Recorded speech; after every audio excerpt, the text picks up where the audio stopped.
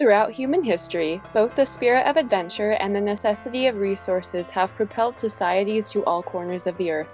The evidence of past explorers endures in many places today, even if accounts of the individuals, circumstances, and consequences of exploration are lost to history. Although societies in all parts of the world have doubtlessly made discoveries that still benefit mankind today, an archaeological site in eastern Canada confirms a tale of exploration largely believed to have been fictional until the 1960s. This site is the 11th century Norse settlement that is now encompassed by the aux Meadows National Historic Site in Newfoundland and Labrador, Canada. Also, I apologize for my horrible pronunciation of French words. Standing as the first confirmed European settlement in North America, the remains of this settlement continue to captivate the world, testifying to a journey thought to be impossible.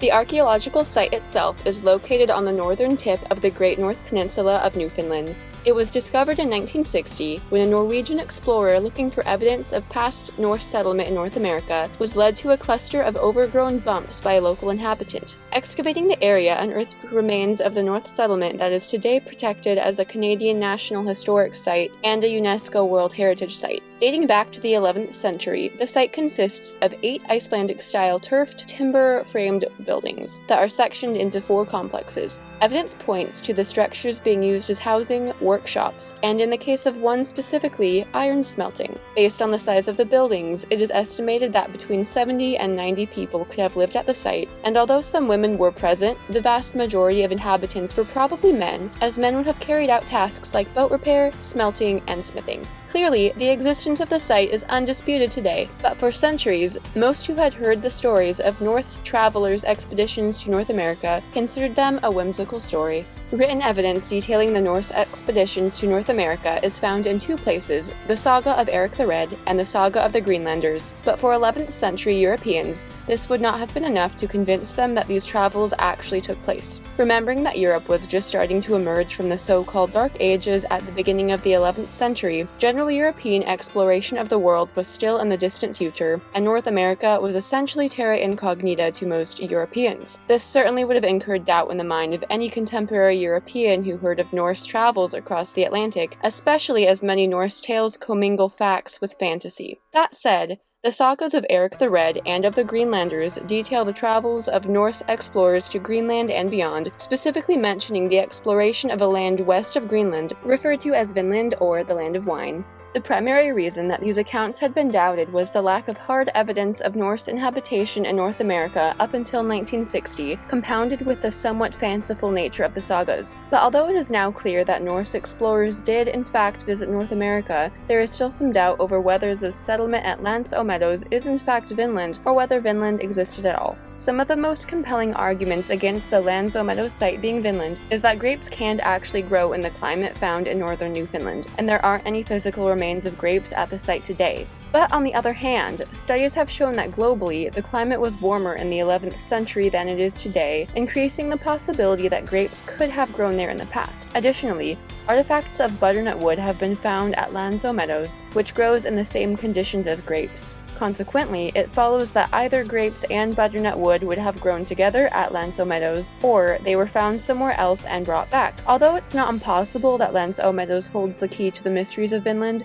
there are other theories about Vinland's location and what the settlement at aux Meadows may have been. There is another settlement mentioned in the sagas that is a strong contender for the one at aux Meadows, Stromfjord, one of the primary sites described in Eric the Red saga. Although the architecture and artifacts of the settlement at aux Meadows are pretty typical of Norse cultures during the 11th century, the layout and industries of the site are pretty unique. The only site that matches the one at aux Meadows in all accounts is, you guessed it, Stromfjord. In the saga of Eric the Red, Stromfjord is described as a base for exploration west of Greenland. From Stromfjord, explorers would have ventured out in all directions, looking for resources like grapes and lumber. The saga also describes a southern summer camp accessed via Stromfjord called Hop, which was mentioned as a primary source of resources that were unavailable in the chilly north of Newfoundland. Some scholars have even gone as far to muse that if Stromfjord is the site at aux Meadows, then Hop was probably somewhere in eastern New Brunswick, and other travels may have taken the Norse as far south as Maine, Rhode Island, or even Virginia in today's United States. Personally, I think it's fascinating to ponder whether the Norse truly explored that much of North America's Atlantic coastline, and I lean more towards Stromfjord being the site at aux Meadows than Vinland, without discounting the very reasonable possibility that the remains at aux Meadows are of another settlement entirely.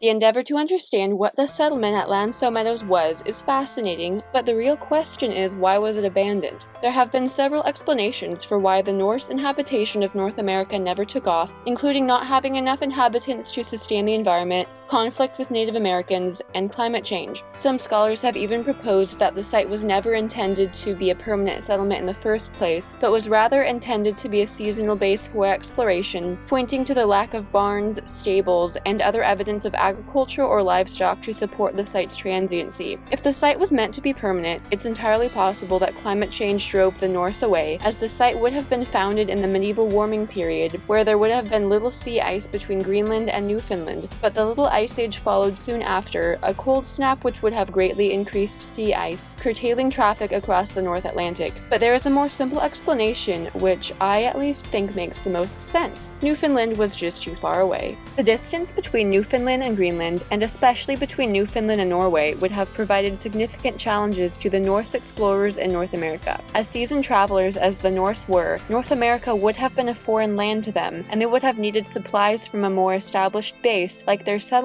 in Greenland or Iceland, to keep their settlement in Newfoundland thriving. If you actually map out the distance between Greenland and Newfoundland, it is actually a much farther distance to travel between Greenland and Newfoundland than it is between Greenland and Norway, making it inefficient to travel to Newfoundland unless it provided some extremely valuable resource that was not found in Greenland, Iceland, or Norway, which it almost certainly didn't. We know that North America could provide grapes and lumber, but so could Europe, and Europe also had other essentials like metals, textiles, and weapons, which North America lacked. Furthermore, Europe could also provide the personal connections of family, religion, and politics, while North America could not. Maybe things would have been different if the Norse settlements on Greenland and Iceland were completely independent of Europe and offered all of the same personal and practical resources as Europe. But realistically, the settlement in North America would have depended on Greenland or Iceland, which in turn depended on Europe, making North American settlements exceptionally challenging to maintain and supply in the first place.